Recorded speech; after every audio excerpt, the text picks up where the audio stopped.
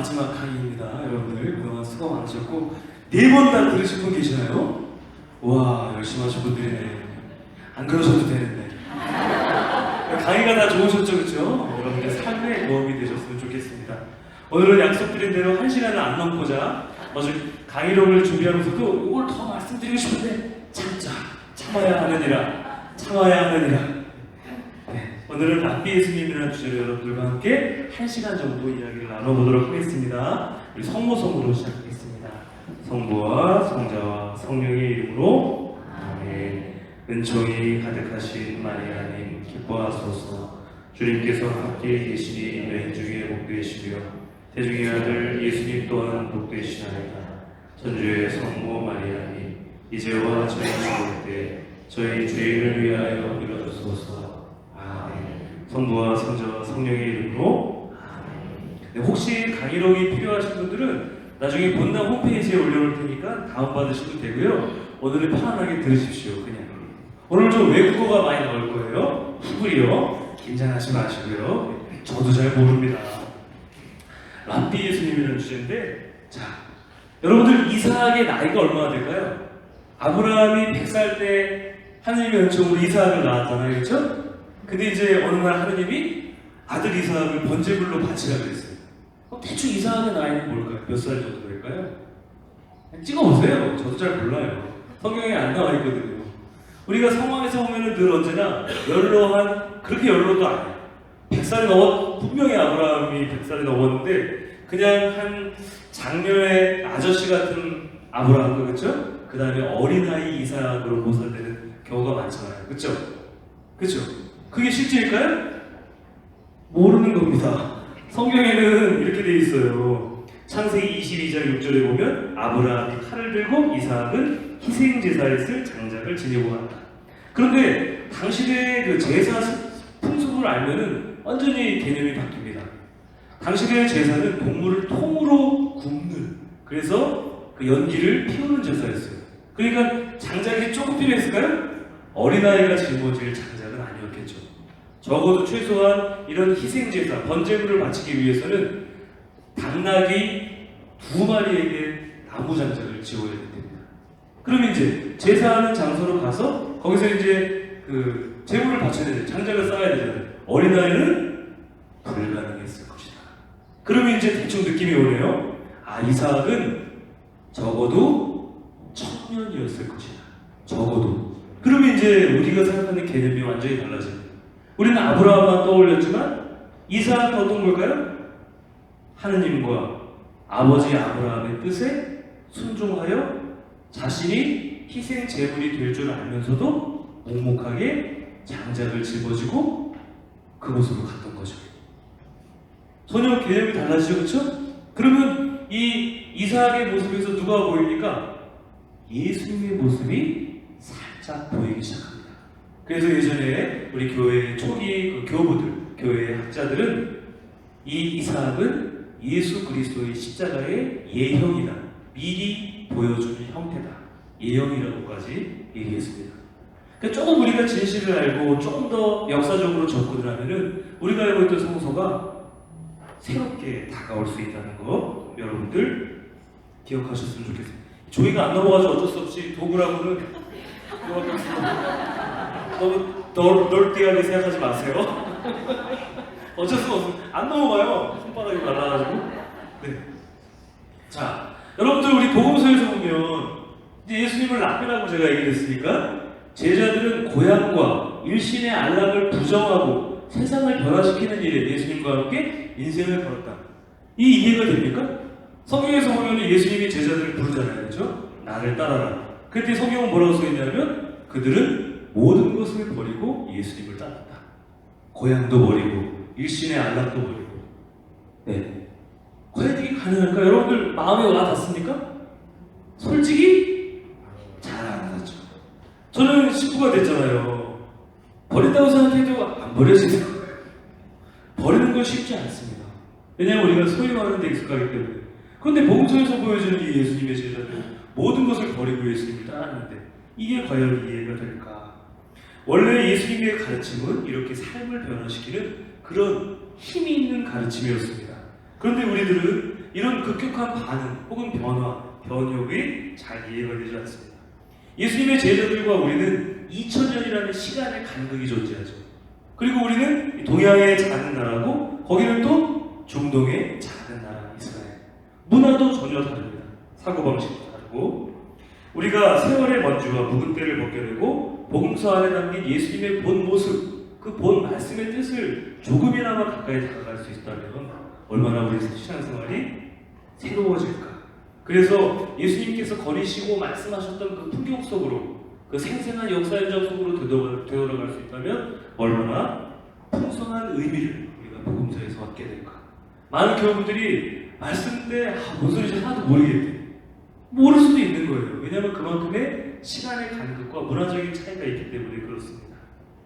랍비나 회단, 유목민, 농부, 왕, 양치기 생소하죠, 그렇죠? 근데 이게 바로 예수님께서 살아가셨던 시대의 모습입니다. 우리에게는 생소할 수밖에 없습니다. 그 흐릿한 배경의 초점을 제대로 찾는다면 우리는 예수님을 선명하게 조명할 수 있을 겁니다. 자, 얼마 전까지만 해도 저도 잘 기억을 못했어요.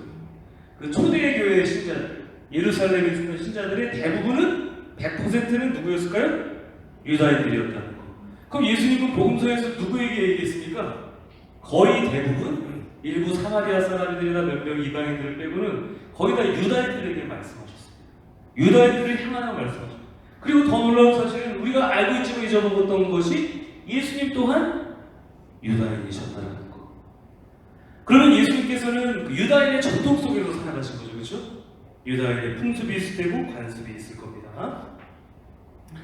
네, 이 초대교회 신자들은 여러분들 토라가 뭔지 아세요? 토라? 모세오경을 토라라고 합니다. 그래서 유다인들은 지금까지도 경전, 그 성경이라 그러면 토라만 인정을 해요. 창세기, 출애굽기, 레위기, 민수기, 신명기 이렇게 음을 좀 넣으면 잘 외워질 거예요. 한번 해보실까요? 창세기, 출애굽기, 레위기, 민수기, 신명기 이게 토라라는 거. 나머지는 그냥 성경일 수도 있고 아닐 수도 있고 이렇게 보시면 되겠습니다. 그러니까 우리랑은 전혀 다르죠. 우리는 구약 성경도 있고 또 신약 성경도 있는데 아무튼 이 유다인들은 늘 토라를 놀랍게도 암송했다라는 거. 암송, 외웠다라는 겁니다.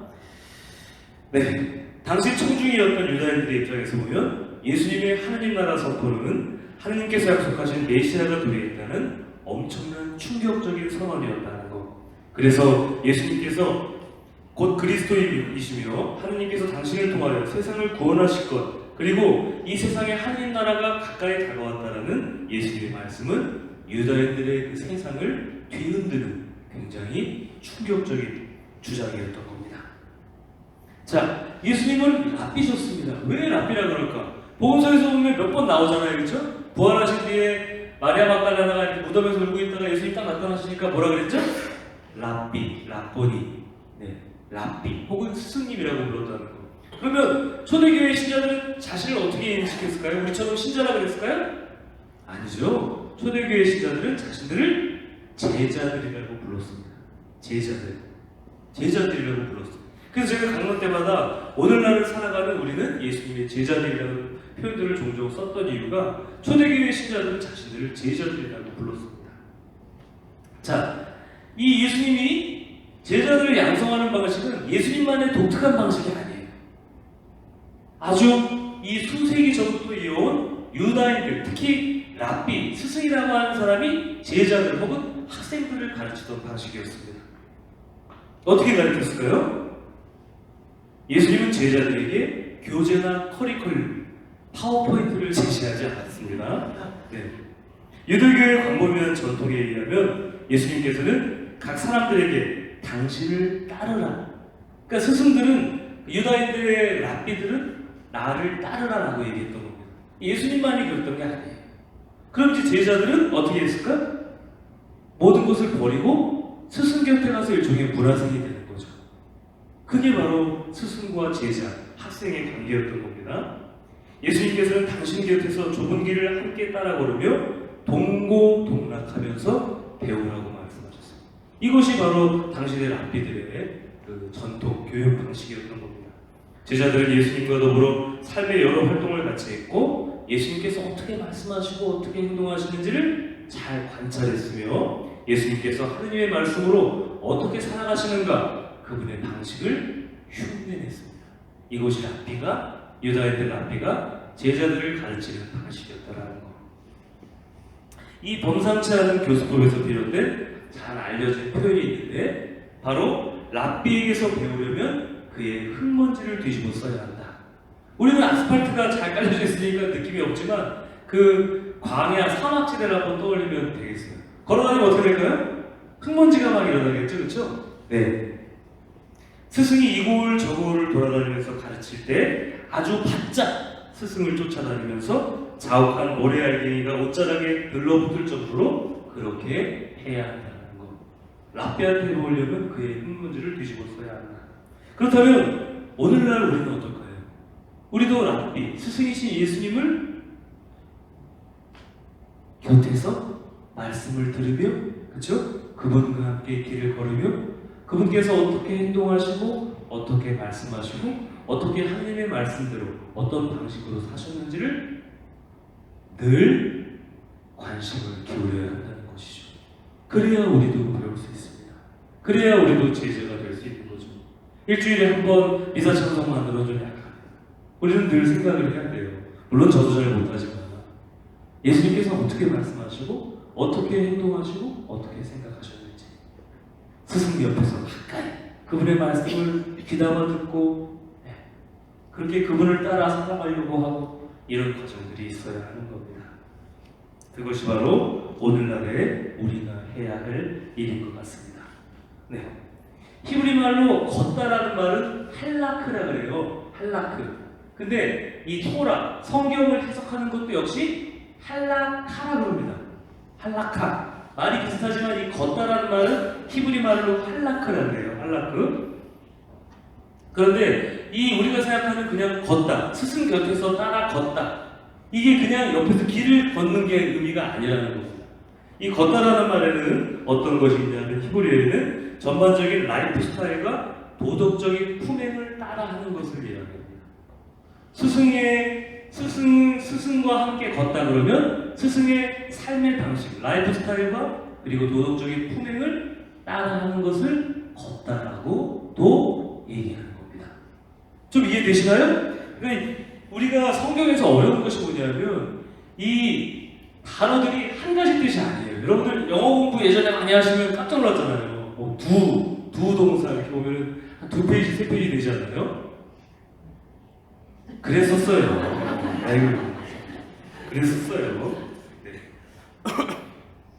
자, 예수님께서는 제자들을 부르셨을 때 바로 이 제자들이 당신의 곁에서 함께 걷기를 바라셨죠. 그래서 스승의 라이프 스타일과 도덕적인 품행을 따르기를 바랬습니다. 스승 예수님께서 전해주신 하느님의 말씀에 따라 그 방법으로 스승께서 살아가시는 말씀을 따라 살아가는 방법으로 제자들도 함께 살아가기를 바랬던 거죠. 이렇게 함께 걷기를 바랬던 겁니다. 제자들은 예수님의 발걸음을 뒤따라 걸어야 하고 후일에는 세상에 그 메시지를 전파함으로써 예수님의 가르침을 따르는 제자들이 되어야 합니다. 자, 할라크와 밀접한 관련이 있는 단어가 바로 도로, 생길, 길이라는 뜻의 데레크, 히브리어 데레크입니다. 데레크.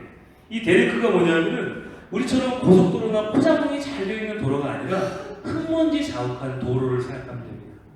그리고 이것을 좀 더 구체적으로 들어가면 이 생길 길이잖아요. 그냥 누군가가 인위적으로 뚫어놓은 길이 아니라 수많은 사람들이 길을 걷다가 자연적으로 생긴 길입니다. 그러면 그 길의 끝은 어떻게 될까요? 어떤 길은 좋은 길도 있을 것이고 어떤 길은 걸어갔더니 산속을 걸어갔더니 호랑이가 버티고 있거나 산적이 버티고 있을 수도 있죠. 그렇죠? 악한 길일 수도 있습니다. 어찌됐든지 간에 우리는 여기서 이 길이라고 하는 것은 예수님께서 걸어가셨던 그 삶의 방식을 은유적으로 나타내는 표현입니다. 나는 길이요 진리요 생명이다. 기억하시죠? 이 길이 바로 데레크입니다. 예수님께서 살아가셨던 삶의 방식, 이것이 바로 길이라는 거. 좀 약간 새롭게 다가오나요? 솔직히 좀 어려우셨죠? 나는 길이요 진리요 생명이다. 그럼 옛날에 무한도전에 나왔던 길이가 떠올랐을 수 있습니다. 죄송합니다. 아우, 나이 먹으니까 자꾸 아재 개그가 그냥 참을 수 없는데 참고 있어요. 참아야 돼요. 애들이 되게 싫어해요. 하지 마세요! 어들도 소리도 질러요. 안 할게! 라고 얘기합니다. 하지만 이 유혹은 언제나 도사리고 있다는 거. 네. 예수님께서 걸어가시는 길, 그 사랑으로 걸어가시는 길, 그 길은 예전뿐만 아니라 오늘날에도 여전히 진실이고 진리입니다. 여러분들 그걸 받아들이시죠? 그분께서 걸어가시는 길이 참된 길, 진실이고 진리라는 것. 그렇게 받아들이시면 되겠습니다. 우리는 예수님의 뒤를 뒤따라 걸으면서 예수님께서 먼저 디디신 길이 있잖아요. 그렇죠? 사랑과 십자가의 길을 우리도 그 발자국에 그대로 우리의 발걸음을 내딛는 겁니다.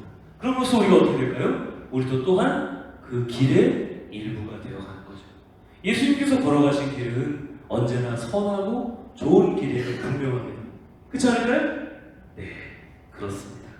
예수님 초기의 추종자들이 그랬던 것처럼 우리도 그분의 발자국, 그분의 흙먼지를 옆에서 이렇게 옷에 맡으면서 함께 이 길을, 그분이 걸어가셨던 삶의 방식을 우리도 따라가는 것. 그래야 오늘날을 살아가는 신앙인류 제자라고 이야기할 수 있는 겁니다. 자, 이제 쉐마라고 한번 들어보셨어요? 쉐마 이스라엘, 쉐마가 뭔지를 좀 이따 한번 말씀드리겠습니다. 굉장히 오늘 강의의 주된 핵심 내용이에요.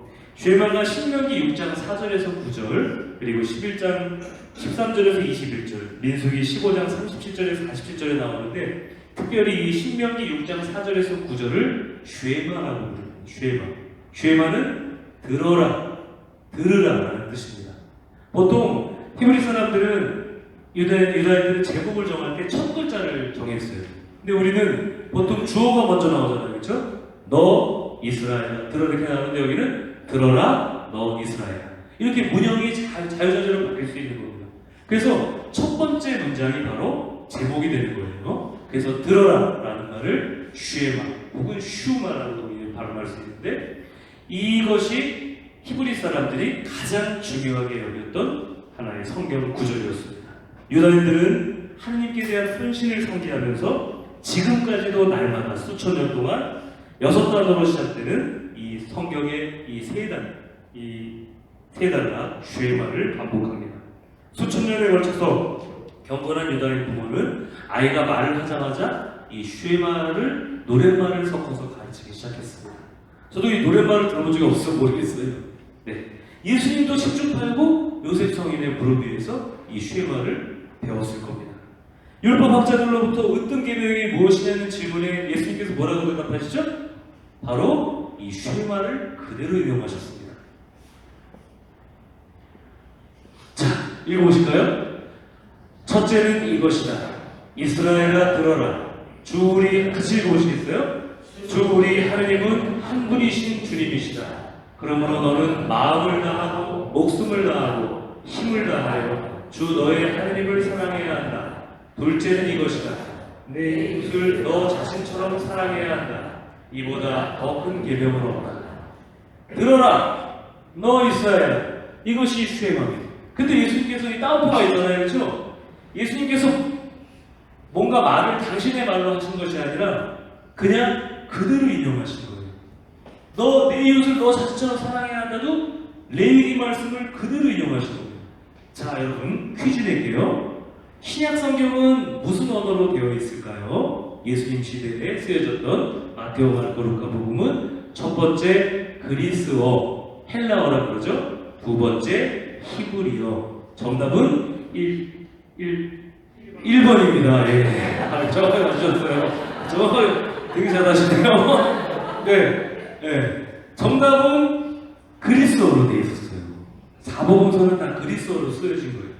그런데 왜냐하면 로마 시대의 그 공용어가 그리스어기 때문에 나중에 중세로 넘어오면서 라틴어로 바뀌었지만, 그런데 예수님께서는 히브리어 성경을 그대로 인용하셨어요.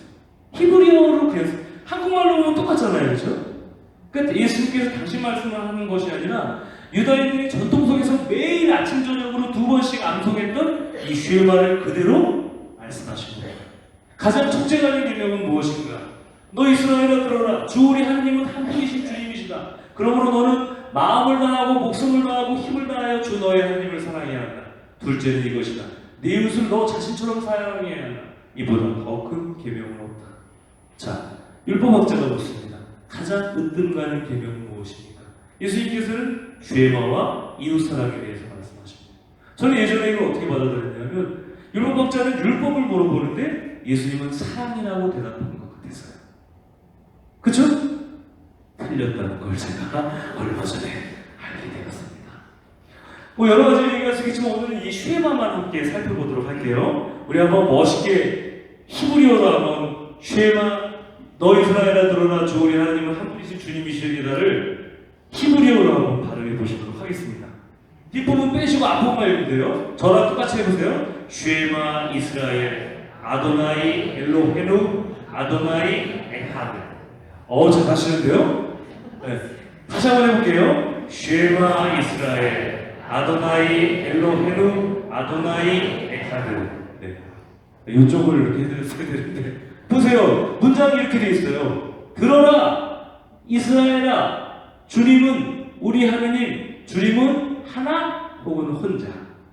네. 이렇게 되어 있다는 거. 쉐마 이스라엘 아도나이 엘로헤누 아도나이 에하 이렇게 되어 있다는 거.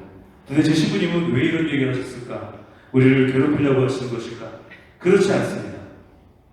자, 예수님께서는 마음을 다하고 목숨을 다하고 힘을 다하여 주 너의 하나님을 사랑해야 한다. 이것이 가장 으뜸이라고 말씀하셨습니다.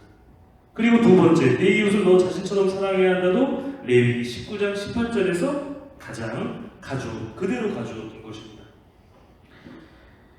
예수님의 말씀은 이 구약 성경에서 토시 하나도 안 빼놓고 그대로 가져오시고 히브리 말로 인용하셨습니다. 율법학자의 질문, 과연 우리가 어떤 의미가 있었을까? 깊게 생각해보면 율법학자는 어찌 보면 매혹적인 랍비들 간의 토론의 장으로 예수님을 초대한 것일 수 있습니다. 모든 계명 중에 으뜸 가는 것은 무엇입니까?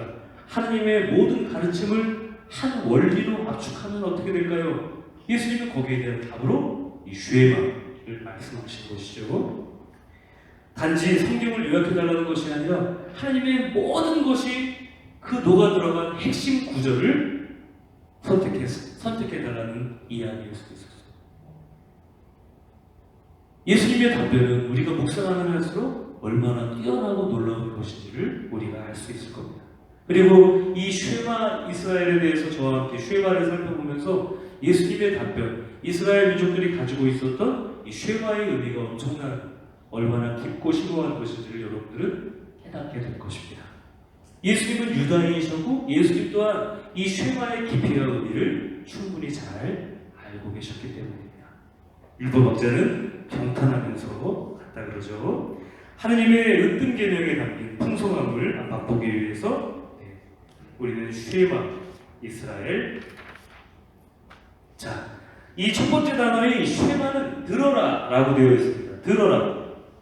이 첫 번째 단어에서 쉐마라는 제목이 나왔다 그랬죠. 그런데 이 히브리어가 어려운 것이 한 가지가 이따가 나중에 좀 더 설명을 해주겠지만 이게 그냥 귀로 소리를 듣는다는 의미가 아니라는 거예요.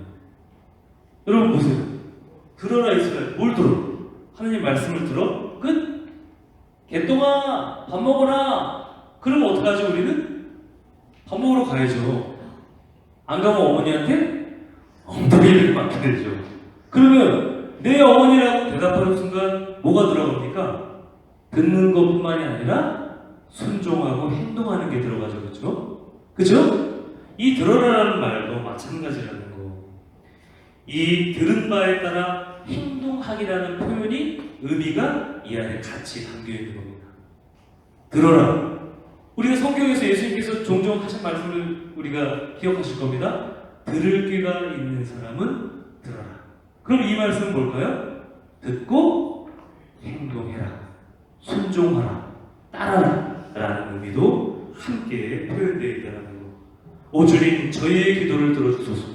우리 보편제한 기도 때도 그렇게 기도하죠? 주님 저희의 기도 목소리가 괜찮은데? 모르겠다. 주소서. 그냥 우리가 말하는 건 귀로만 들어달라는 게 아니라 뭐죠? 듣고 행동해달라는 거죠. 하느님께서 행동해달라는 거죠. 우리 제발 내 말 좀 들어줘. 이 왼수야 라고 얘기하면 뭐죠? 왼수가 내 말을 듣고 순종해 주기를 바라는 거 아니겠습니까? 이 히브리어들어도 마찬가지라는 거. 씨 뿌리는 사람의 비유에서 우리는 확실하게 알 수 있습니다. 농부가 밭에 씨를 뿌립니다. 밭의 상당 부분은 굉장히 척박합니다. 인도에 떨어진 씨앗은 튕겨져 나가고 더러는 바위 틈에서 시들고 더러는 잡초 가운데에서 말라버립니다. 좋은 땅에 떨어진 씨앗만이 제대로 성장합니다. 저는 솔직히 이 씨 뿌리는 사람의 비유가 이해가 안 됐어요. 근데 아주 드넓은 땅을 외국 같은 데 가보니까 알겠어. 우리는 땅이 작잖아요. 그러니까 고랑에다 하나 심고 하나 덮고 막 이러잖아요. 땅이 굉장히 넓어요. 어떻게 될까요? 그냥 뿌리는 거죠. 그냥 뿌린 다음에 그 다음에 흙을 뒤집어 엎는 거예요. 그러면 잘 자랄 수 있는 놈은 잘 자라고 땅에 도로에 떨어질 수도 있고 그 다음에 우리처럼 일일이 그 많은 넓은 땅을 어떻게 잡초를 다 뽑습니까? 잡초가 무거워지고 가시덤불이 무거워질 수도 있는 거예요. 그런 농법이라는 거예요. 그러니까 우리 개념으로는 좀 이해가 안 되지만 그런 나라들을 생각해보면 좀 이해가 되죠. 우리처럼 씨를 뿌리고 흙을 넣는 게 아니라 씨를 쫙 그냥 대충 막 뿌려놓은 다음에 흙을 뒤집어 놓고 끝인 거예요. 어떤 거는 땅 속에 있을 수도 있고 그냥 햇볕이 내리쬐면 타들어갈 수도 있고 새가 날아서 쫙 먹을 수도 있고 그런 겁니다.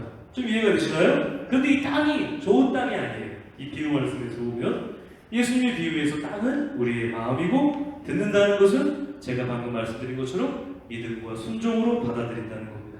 과연 우리는 어떤 청취자일까? 우리는 하나님의 말씀을 듣는데 과연 우리 마음은 그리고 우리는 실제로 어떻게 행동하고 있는가? 예수님의 말씀은 어떻게 보면 굉장히 우리 보고 스스로 자가 진단을 하라는 말씀입니다. 우리는 하나님의 말씀을 들었을 때 그것을 좋은 땅, 우리 마음속에 간직하고 있는가? 혹은 가시덤불, 혹은 새들이 쪼아먹어버린 인도나 아니면 숲풀 속에 그냥 내버려 두지는 않는가? 한번 여러분 잘 생각해보세요. 어떤 사람이 그렇게 얘기합니다.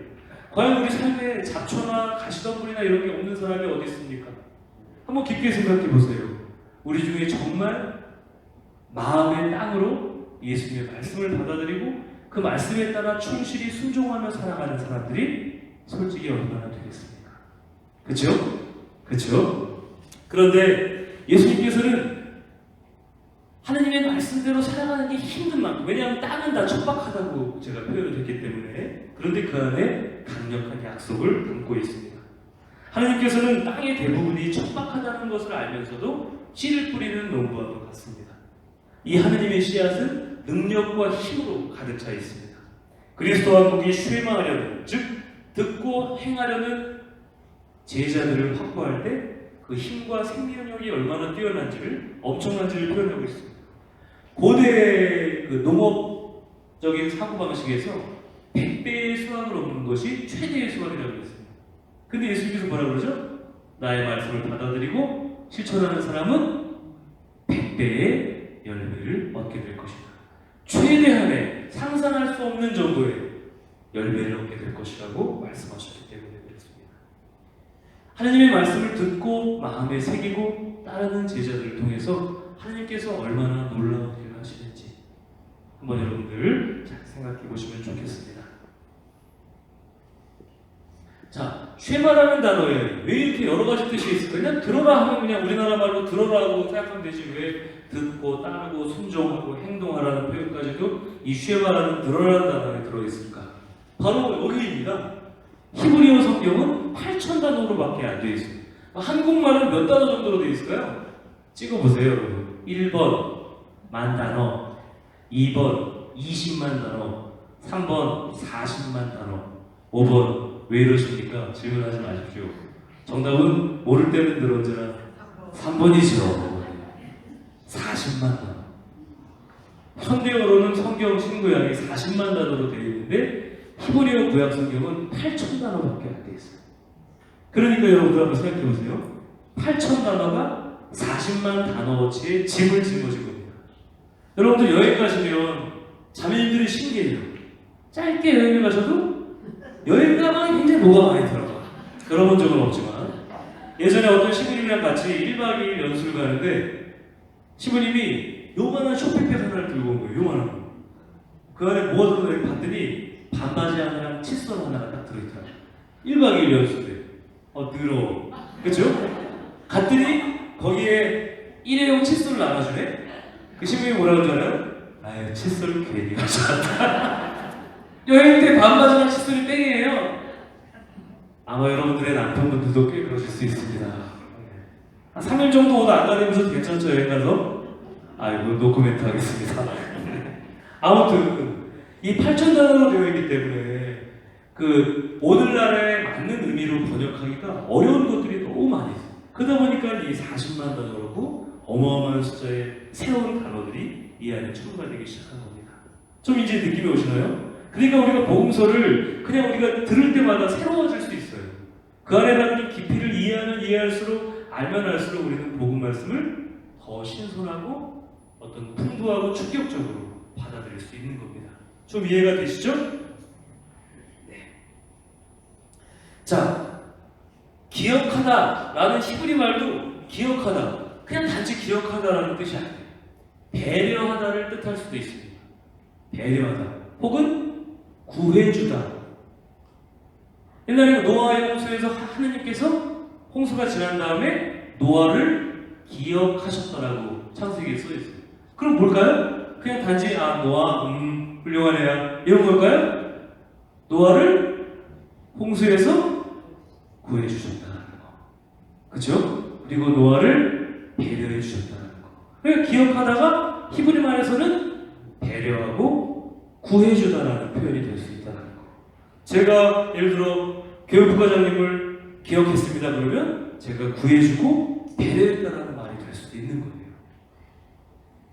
자, 그 다음에 안다. 보면은 그 안다라는 표현이 있잖아요. 나 너 알아. 그죠? 이 안다가 그냥 우리는 웬만하면 다 알죠, 그죠? 그 안다가 아닐 수도 있다는 거. 아담과 하와가 서로 알고 잠자리에 들었더니 카인이 나왔다.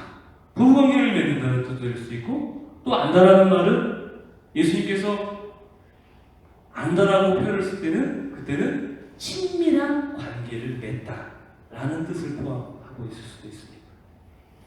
그 이태리 말에서도 구분이 돼요. 사페레라는 동사가 있는데 이거는 그냥 알다예요. 알다. 근데 꼬노슈에레는 친밀하게 알다. 예를 들어 너 누구를 꼬노슈에레 하니? 그러면은 그냥 아는 정도가 아니라 그 사람이랑 나랑 베스트 프렌드라는 거예요. 예수님께서 쓰셨던 표현도 바로 이 꼬노슈에레, 알다라는 것과 같다라는 거예요. 그러니까 우리는 이제 하나님께서 물어보시죠. 너는 나를 아니? 라고 물어보면 우리 뭐라고 대답해야 될까요? 뭐라고 생각해야 될까요? 나는 하나님과 친밀한 관계를 맺고 있는지를 물어봐야 되는 거예요. 네. 하나님과 친밀한 관계를 맺고 있는가? 또 한 가지, 믿다. 이것도 마찬가지로 주의와 비슷합니다. 그냥 믿는 게 아니에요. 믿으면 어떻게 해야 될까요? 따르고 순종해야 되는 거죠. 페루의 신약 성경 번역가 로리 앤더슨이라는 사람이 이 믿다라는 말을 수개월 동안 연구한 다음에 이렇게 말했습니다. 하나님의 말씀이 들리지 않는가? 라는 질문은 하나님의 말씀을 믿고 따르지 않는가를 뜻합니다. 유다인들의 사고에서 무엇인가를 듣는다는 것은 여러분들 잘 들으세요. 들은 바를 믿는다는 것이고 믿으면 순종한다는 것입니다. 우리말처럼 각각 구분되어 있지 않습니다. 이제는 정리가 되셨나요? 네. 듣는다는 것은 들은 바를 믿는다는 것이고 믿으면 순종한다는 것이다. 이 모든 의미가 포함되는 것이 듣다라는 것이라는 거. 자, 그러면 우리가 누군가를 기억한다 그러면 히브리적인 사고에서는 누군가를 배려하고 도와줄 수 있는 거죠. 그렇죠? 누군가를 알면 그 사람과 친밀한 사이가 된다는 거. 유다인들은 이 머리에서부터 마음에 이르기까지 이 거리가 얼마나 될까요? 저희 목이 짧으니까 좀 짧네요. 대략 죄송합니다. 한 30cm 정도 된다 그래요. 이거 최기영님 옛날에 돌아가신 김수환 최기영님이 말씀하신 거지만 그 전에 유다인들이 이미 그렇게 생각하고 있었어요. 이 머리에서 마음에까지 이르는 이 30cm가 세상에서 가장 먼 거리라고. 그러니까 우리가 들은 이 말씀을 마음에 새기고 그리고 따르고 순종할 수 있게 된다면, 그렇죠? 하느님을 사랑하는 것도 자발적으로 되지 않을까요? 근데 문제는 여기에서 끝나버려요. 일로 내려오지 않습니다. 좀 이따가 이제 마음에 대한 얘기를 해드릴 텐데 우리가 생각하는 마음과 유다인들이 생각하는 마음은 전혀 다릅니다. 조금 이따가 말씀드릴게요. 이 신앙이 머리에서 마음으로 내려오게 된다면 우리는 아마 하나님을 진짜 사랑하게 될 것 같아요. 왜 안 내려오는 걸까요? 모르겠습니다. 저도. 자, 하나님. 아까 뭐라고 써 있었죠? 하나 홀로. 되게 똑똑하시다 진짜. 시험 안 봐요. 외우지 마세요. 네네네. 쉐마의 첫 줄에서 또 다른 핵심 단어는 하나이지만 홀로라는 뜻도 됩니다. 그리고 또 여러 가지 단일한, 독특한, 통일된 이런 여러 가지 뜻도 함께 있는 것 같아요. 에하드의 뜻이 이렇게 다양하기 때문에 지금까지도 논란이 되고 있다고 합니다. 우리는 성경 말씀 그냥 그대로 번역된 걸 받아들이잖아요. 근데 어떤 거는 아직도 논란이 되고 있어요. 이거를 하나로 번역을 해야 될지 홀로라고 번역해야 될지. 우리가 보는 성경이 아니라 유다인들이 보는 성경은 이렇게 되어 있습니다. 잘 들어보세요. 우리가 읽는 성경은 어떻게 되어 있었죠? 주 우리 하나님은 한 분이신 주님이시다. 한 분이 강조됐죠, 그렇죠? 약간 난해한 문제입니다. 주님은 우리의 하느님이시다. 주님 홀로. 이렇게 유다인들이 번역해요. 이 차이가 뭘까요, 여러분들? 어떤 사람은 한 분이 강조되는 것보다 홀로가 더 강조되는 것이 맞다고 생각했습니다. 즉, 야훼 홀로 이스라엘의 하느님이시다. 야훼 홀로 이스라엘의 하느님이시다. 이 차이가 뭔지 여러분들 잘 모르시겠죠? 저만 알고 있으니까. 저만 되게 재밌는 것 같아요. 저만 알고 있으니까. 네. 이것은 뭐냐면은 야훼 하느님 외에 다른 신들이 있을 수도 있다고 가정하는 거예요. 우리가 알고 있는 유일신 사상이 아니에요. 이거를 좀 어려운 표현으로 뭐라고 하냐면 일신론이라고 해요. 일신론적 사상이라고 해요. 다른 신들이 존재할 수도 있는 가운데 야훼 하느님만이 홀로 우리의 하느님이시다. 그럼 여기서 중요한 것은 뭘까요? 하느님밖에 안 계시다가 아니라 야훼 하느님과 우리와의 유일한 관계가 더 강조되는 거죠. 관계. 이스라엘 민족과 하느님께서 맺으셨던 이 관계가 더 강조되는 표현이 홀로라는 거. 왜 그럴까? 이 홀로라고 우리가 이해하게 되면 약간 느낌이 달라집니다. 왜냐하면 하느님께서는 이스라엘 사람들의 절대적이고도 배타적인 순종을 요구하시는 말씀으로 하느님만이 우리가 경배해야 될 대상이고, 그렇기 때문에 이스라엘 민족들이 이 쉐마를 하루에 2번씩 낭송했다는 것은 하루에 2번씩 하느님께 충성서약을 했다는 것으로 받아들일 수 있다는 것입니다. 만일 주님이 우리의 하느님이시다면, 그리고 우리가 다른 신을 경배하지 않는다면 우리는 마음과 목숨과 힘을 다하여 하느님을 사랑할 수 있을 겁니다. 그런데 왜 우리는 사랑하지 못하는 것일까? 자, 배 아하부타 그리고 너는 사랑하리라. 이 말이 마음과 목숨과 힘을 다하여 주 너의 하느님을 사랑해야 한다라는 표현이 바로 이 배 아하부타인데, 내 이웃을 너 자신처럼 사랑해야 한다. 이것도 같은 단어입니다. 근데 신기하죠? 어떻게 느껴져요, 여러분들? 현재형 같습니까? 미래형 같습니까? 미래형 같죠, 그렇죠? 그리고 너는 사랑하리라, 사랑할 것이다. 틀린 말은 아니에요. 우리가 마음을 다하고 목숨을 다하고 힘을 다하면 당연히 하나님을 사랑할 것 같지 않습니까? 그렇죠?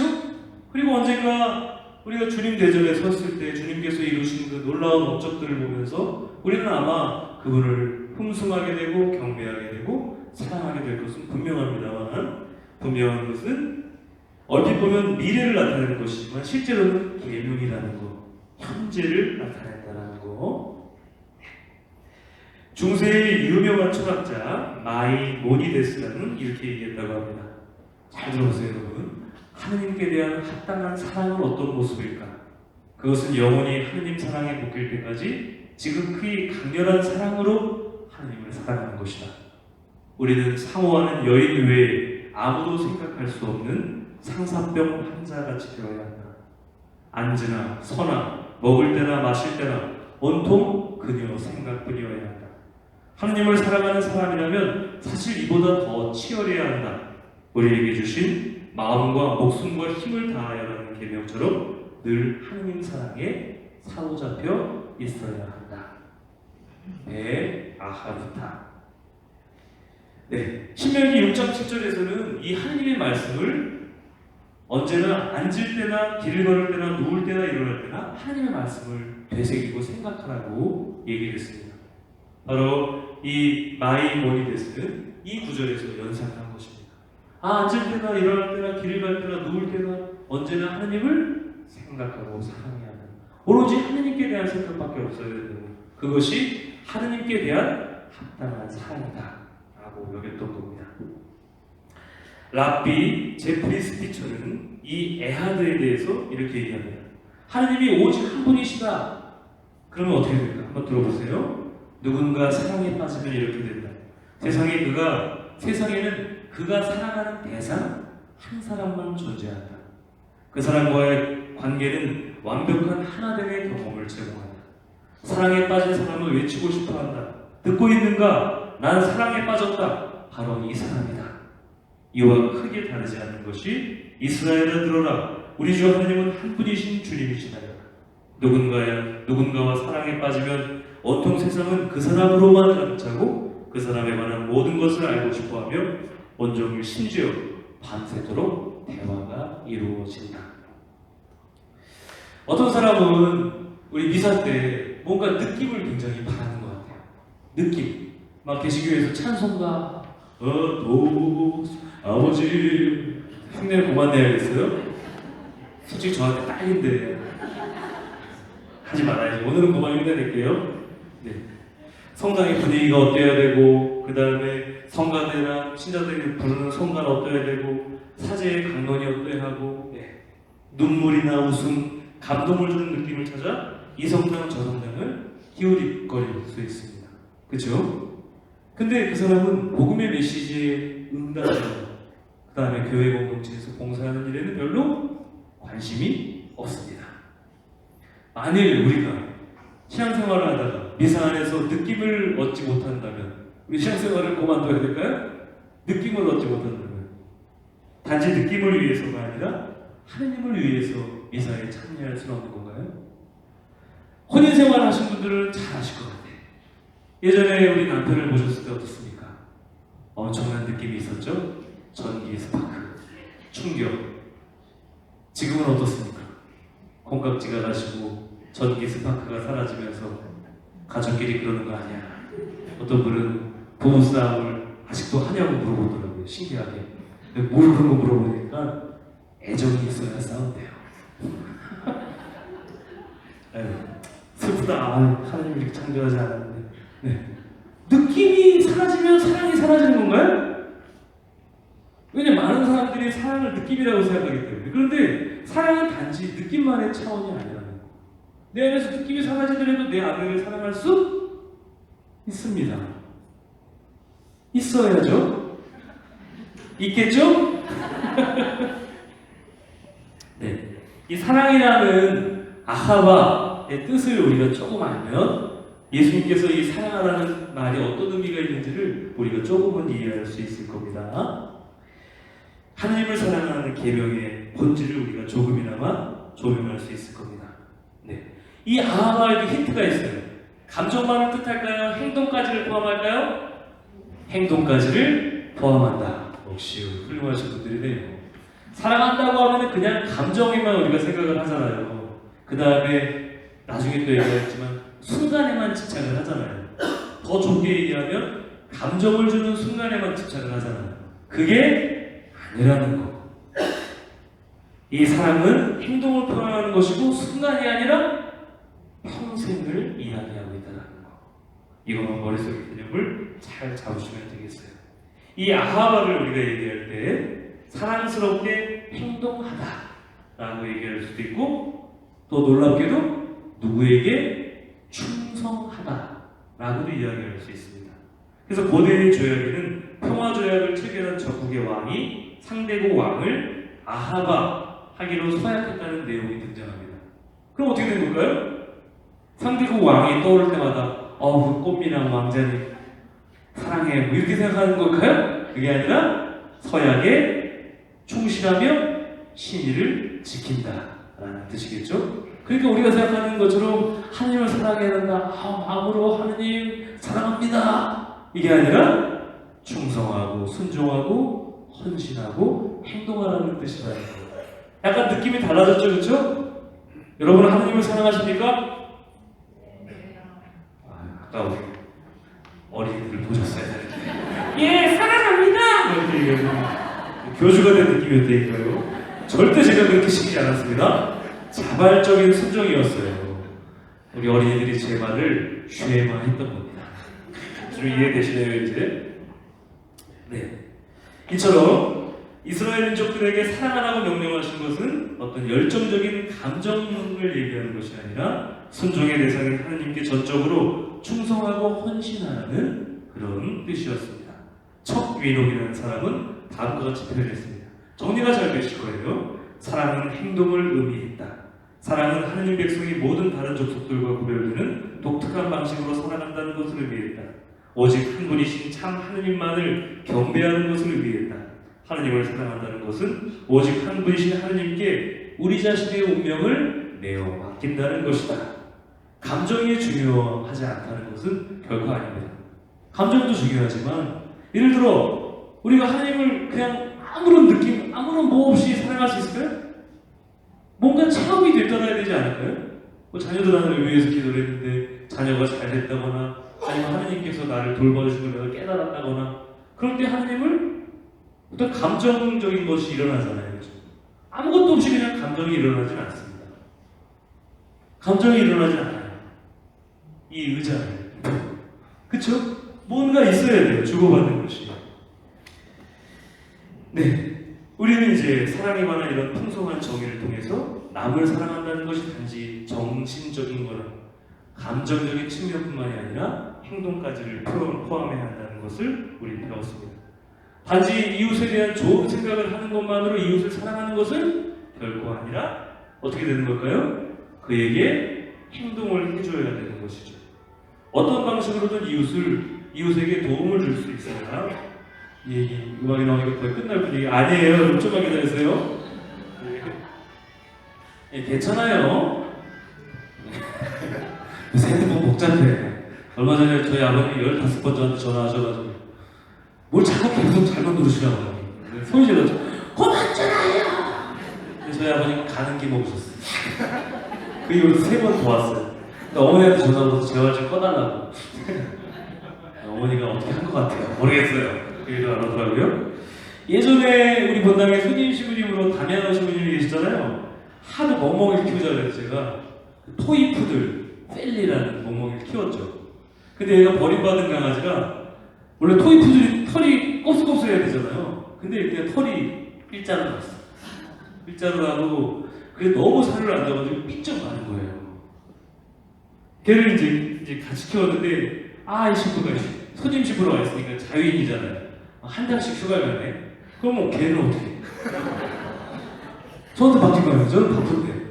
그럼 어떻게 해요? 배변 치우고 오줌 닦고 그다음에 훈련도 시키고 손 엎드려 간식도 주고 잘했어 칭찬해주고 산책도 시켜주고 그 3단지까지 못 돌았고 1단지, 2단지를 이제 계속 돌았어요. 지금도 그쪽 지나가다 보면 울컥해요. 펠리야. 언제나 저를 앞장서 갔던 펠리. 제 말을 죽으라도 듣지 않았던 펠리였는데 네. 또 병원도 데려가고 목욕도 시켜주고 목욕 시킬 때 힘들더라고요. 왜냐면 귀에 뭐 들어가면 안 된다면서요. 그 지극정성으로 신부 둘이 키웠으니 털이 꼬이기 시작했고 그 개가 나중에 진단을 받은 결과 조증이 걸렸다. 너무 행복한 거예요. 우울한 게 없어. 주인도 없어. 밥도 스스로 조절해 먹더라고. 조증이에요, 조증. 깜짝 놀랐어. 아, 걔도 그런 게 걸리는구나. 다행이죠. 우울했던 애가 너무 행복해진 거예요. 모든 사람은 꼬리 흔들고. 네, 아무튼요. 네. 저는 지금도 가끔씩 강아지가 생각나요. 마찬가지로 제가 그 강아지를 사랑했다면 여러 가지 감정도 있고 행동도 있고 그렇죠? 제가 그 강아지를 목욕도 안 시키고 산책도 안 시키고 행동하지 않았다면 저는 강아지를 사랑한 게 아니었겠죠. 그렇죠? 마찬가지입니다. 이런 훈훈한 감정, 외향적인 것, 그리고 결과물인 행동까지 내적인 것과 외적인 것 모든 것을 다 포함하고 있다는 거. 아하바의 이러한 활동적인, 행동적인 측면을 알 때 우리는 예수님의 말씀, 라피 예수님의 말씀을 조금 더 이해할 수 있습니다. 원수를 사랑하라고 명령하셨을 때 참 어려운 말씀이죠. 그렇죠? 그러면 사랑한다면 행동을 해야 되는 거죠. 어찌 보면 원수를 사랑하라고 하신 말씀 뒤에 나오는 너희를 미워하는 자에게 잘해주고 이 말씀은 같은 말씀이라는 생각을 하시면 되겠습니다.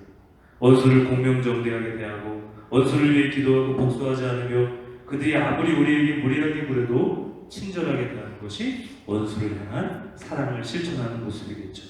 그런데 누군가가 우리에게 계속 이렇게 잔인하게 군다면 어찌로 그를 억지로 좋은 사람이야 그는 이렇게 생각할 필요는 없는 겁니다. 우리는 행동하면 되는 거예요. 악을 악으로 갚지 않고 분노하거나 복수하지 않으면서 끝까지 친절하게 대하지만 구태여 그를 좋은 사람, 감정까지 다해서 막 사랑하는 사람으로 생각하지 않아도 됩니다. 그냥 우리는 예수님의 말씀 따라 순종하며 행동하면 되는 거죠. 근데 그를 좋은 사람, 그를 사랑해야 돼. 이거는 너무 힘들지 않습니까? 솔직히? 그렇잖아요. 그렇죠? 우리가 행동하다 보면 언젠가 우리 안에 좋은 감정이 생길 수도 있는 겁니다. 그런데 행동하지 않으면 생기지 않을 것 같아요. 네. 마음을 다하여. 이 마음이라는 것을 히브리 말로는 레브라 그러는데 우리는 보통 마음을 어떻게 생각하냐면 머리, 그렇죠? 마음 이렇게 생각하죠? 그렇죠? 머리, 마음. 근데 고대 사람들은 어떻게 생각하는 줄 아세요? 심장, 머리. 이게 아니라 심장 안에 머리가 있다고 생각했어요. 왜냐하면 유일하게 모르겠어요. 막 건드리면 이렇게 움직이고 그러는데 심장이 뛰고 있잖아요. 그렇죠? 그리고 막 감정이 급해지면 더 막 이렇게 심장이 두근거리기도 하고 그 다음에 심장이 멎으면 어떻게 되죠? 죽고. 그러니까 고대 사람들은 어떤 의학에 대한 지식이 별로 없기 때문에 뇌가 아니라 이 심장 안에 마음 안에 이 마음, 심장 안에 두뇌가 있다고 생각했습니다. 그러니까 마음을 다하여라는 표현은 고대인들의 사고에 의하면 뭐죠? 마음도 다하고 감정도 다하지만 생각을 다하여 지성을 사용하여 머리를 써서 그렇죠? 이런 표현과도 함께 연결되어 있다고 생각하시면 되겠습니다. 자, 마음이 종종 머리 혹은 생각을 뜻한다는 사실을 알면 명쾌해지는 구절이 있습니다. 오늘 내가 너에게 명령하는 말씀을 너는 마음에 새겨라. 그럼 뭘까요? 이 계명이 너의 생각의 일부여야 한다. 너는 이 계명을 생각해라. 머리에 새겨라. 라는 뜻으로 받아들일 수 있는 것입니다. 마음은 분명 우리 지성, 생각, 이성을 뜻하는 것일 수도 있습니다. 그렇다면 마음을 다하여 주님을 사랑하는 것은 뭘까요? 좀 추상적이었잖아요. 이제 좀 분명해졌습니까? 주님을 어떻게 사랑할 수 있을까? 생각하는 겁니다. 지성을 다하여. 아까도 말씀드렸다시피 유다인들은 엄청나게 외웠습니다. 예수님 시대의 앞이라면 우리 모세오경, 토라와 그 밖의 성경 본문들을 통째로 암송했습니다. 그래서 자유자주를 꺼냈죠. 이것뿐만이 아니에요. 그리고 주석서도 백과사전 분량의 주석서도 암송했습니다. 예수님도 당연히 그러했을 겁니다. 예수님도 역시 당대 최고의 라피들과의 논쟁에서 밀리지 않으셨고 어린 시절 우리가 드러나 있지는 않지만 그리고 성인 때 아마 이 수많은 성경을 암송하고 주석서를 암송하셨을 것입니다. 오늘날 그 유다인 랍비들도 이 방대한 분량의 성경과 주석 본문을 암송한다 그럽니다. 어떤 학자는 더 이상 필요하지 않다면서 두께가 이렇게 되는 탈무드 20권을 제자들에게 물려줬대요. 왜 물려줬을까요? 더 이상 필요하지 않으니까. 다 외워서. 놀랍죠? 근데 여러분들 더 놀라운 사실이 있어요. 우리가 그런 능력이 있을까요? 없을까요? 있어요. 머릿속에 든 걸 한번 보실까요? 옛날에 외웠던 수많은 전화번호, 지금은 사라진 기억이지만, 그죠? 그동안 봤던 수많은 영화, 그 다음에 그동안 들었던 수많은 대중가요. 아마 뭐가 툭 튀어나오면 바로 다 따라볼 수 있을 거예요. 뭐 하나, 띵띵띵띵띵. 가사 기억 안 나는 사람 무섭을 거예요. 띵띵띵띵. 다 기억나실 거예요. 그 다음에 그동안 봤던 드라마나 영화 한번 떠올려 보세요. 이상하게 교과서는 생각이 안 나더라고요. 그동안 봤던 책이나 여러 가지 그런 것들 한번 떠올려 보세요. 실제로 우리 머릿속에는 어마어마하게 많은 것들이 들어있습니다. 그동안 살아오면서 우리가 보고 느끼고 봤던 거, 여행 갔던 거 뭐 등등등. 앨범을 우리가 딱 이게 사진 한 장 딱 보면 그 사진뿐만이 아니라 그 속에서 여러 가지가 쭉 떠오르잖아요. 실제로 우리 머릿속에는 어마어마한 것들이 들어있어요. 실제로. 그런데 예수님 시대는 어땠을까요? 그 사람들은 단지 머릿속에 성경과 성경 본문들만이 가득했던 겁니다. 우리도 충분히 그럴 능력이 있다는 거. 마음을 다하여는 뭐라고요? 지성, 눈에, 머리, 생각을 다하여와 연관되어 있다. 목숨을 다하여는 뭘까요? 온 생을 다하여 마지막 숨을 쉴 때까지 하느님을 사랑하라는 말씀입니다. 하느님을 사랑한다는 것은 어찌 보면 내 삶을 하느님을 사랑하기 위해 희생할 각오를 가지고 있다는 것과도 일맥상통합니다. 일이나 취미, 스포츠나 TV, 영화 간간히 하느님을 위한 시간을 좀 껴넣을까 말까 이렇게 고민하는 것과는 전혀 다른 거죠. 내 인생 전부를 하나님께 봉헌하겠다는 마지막 목숨을 다할 때까지. 지금까지도 유다인들은 여건이 된다면, 의식이 남아있다면 죽을 때 이 쉐마를 암송하면서 죽는 것을 최고의 미덕으로 여긴답니다. 옛날에 어떤 103살 할머니 돌아가실 때 그때 이제 요양원을 찾아갔더니 할머니가 눈도 잘 안 보이고 귀도 잘 안 들리시는데 무릎 꿇고 묵주기도를 바치고 계신 거예요. 그리고 나서 다음날 돌아가셨는데 그 모습을 떠올리시면 될 것 같아요. 유다인들은 이 쉐마를 암송하면서 너 이스라엘아 들어라, 주 우리 하나님은 한 분이신 주님이시다. 이걸 외우면서 세상을 떠나는 것을 미덕으로 여겼답니다. 예수님 허다한 유대교 선교자들이 마지막 숨을 거둘 때에 쉐마를 외쳤습니다. 예수님 사후 1세기에 토라를 가르쳤다는 이유만으로, 그러니까 로마인들이 그리스도교만을 박해한 게 아니에요. 유다교 종교를 믿는 유다인들도 박해했습니다. 유다교를 토라를 가르쳤다는, 성경을 가르쳤다는 이유로 로마의 공개적인 고문을 받다가 죽은 랍비 아키바라는 사람의 일화가 전해져 내려옵니다. 아침 쉐마, 아침 저녁으로 두 번을 암송한다 그랬죠, 그렇죠? 아침 쉐마를 암송하는 소리가 제자들의 귀에 들렸습니다. 고문을 받고 있던 스승의 입에서 제자들이 큰 소리를 쳤습니다. 선생님, 지금도 쉐마를 암송하십니까? 죽어가는 랍비가 소리 질렀습니다. 내 평생 목숨을 다하여 하나님을 사랑하는 구절을 읽을 때마다 궁금했다. 과연 내가 목숨을 다하여 하나님을 사랑할 수 있을까? 그런데 이제 그 기회가 왔으니 기쁨으로 그 기회를 잡아야 하지 않겠나.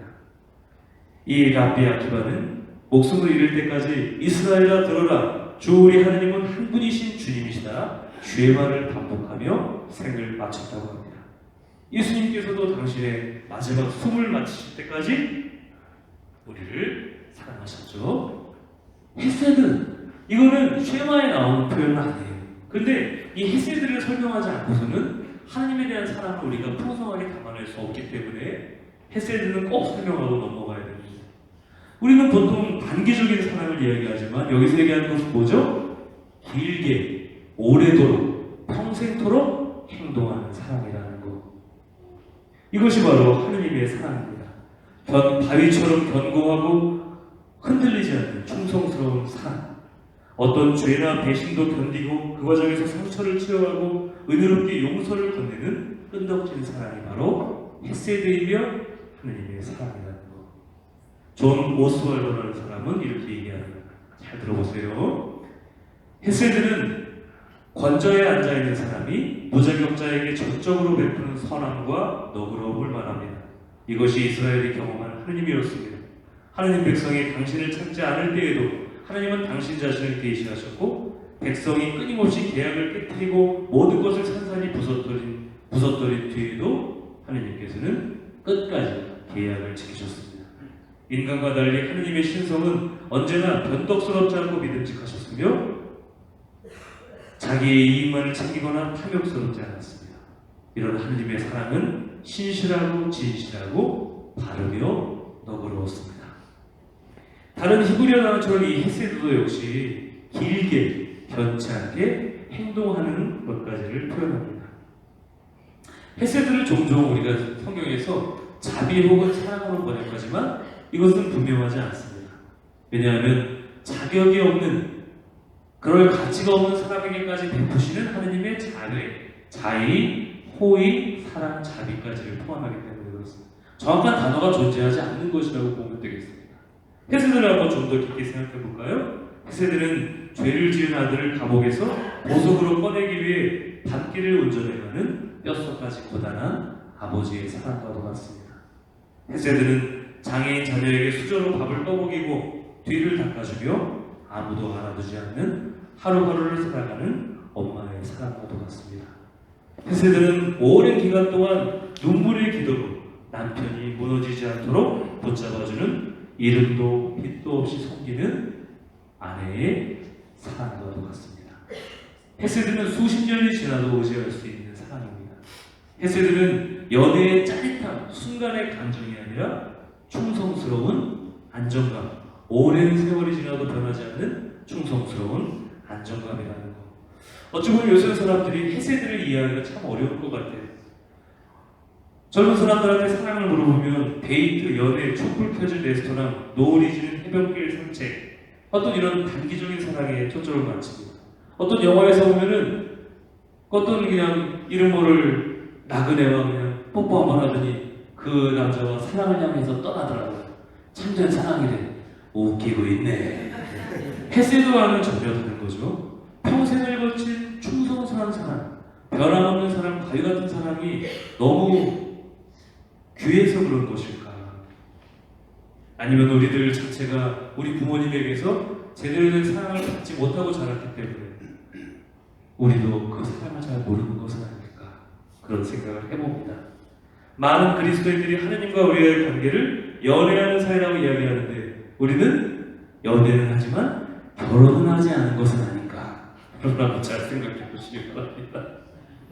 우울하고 일이 아플 때만 우리는 하느님을 찾잖아요. 그렇죠? 힘들고 괴로울 때만 찾잖아요. 그런데 하느님은 좋을 때나 나쁠 때나 언제나 항상 변함없이 나를 사랑하신다는 것. 그것이 하느님의 사랑, 헤세드입니다. 우리가 헤세드를 한다 그러면, 사랑한다 그러면 우리도 하느님처럼 그렇게 길게 행동하는 사람이어야 한다. 변치 않는. 조금 더 구체적으로 다가오셨습니까? 다가오시길 바랍니다. 네, 거의 다 끝나갑니다, 여러분. 5분 내로 끝낼 수 있을 것 같아요. 너희의 매우를 다하여? 좀 이상하죠? 근데 이거를 뭐라고 번역했냐면 힘이라고 번역해 놓은 거예요. 마음과 목숨과 힘을 다하여가 아니라 원 문장은 마음과 목숨과 매우를 다하여. 이상하잖아요. 매우라고 하는 이 매우드가 뭐냐면 우리가 영어로 하는 very랑 똑같아요. 우리 한국말 부사랑 똑같아요. 부사는 어떤 역할을 하죠? 형용사를 수식하는 역할을 하잖아요. 그래서 형용사의 역할을 극대화시키는 역할을 하는데 신기하게 여기서는 부사만 쓰였다는 거예요. 그러니까 지금까지도 많은 논란이 되고 있대요. 마음과 목숨과 매우를 다하여 이렇게 되어 있던 거예요. 재밌죠? 저만 재밌는 것 같아요. 기이한 단어인데 매우가 뭐야? 아무튼 히브리어 인사에서 안녕하세요 라고 하면 슐롬카 이렇게 하면은 뭐라고 대답할까요? very good 이렇게 표현하잖아요. 매우 좋아요. 그게 뭐냐면은 토브 메오드라고 한대요. 그러니까 매우 좋아요. 토브가 좋아요.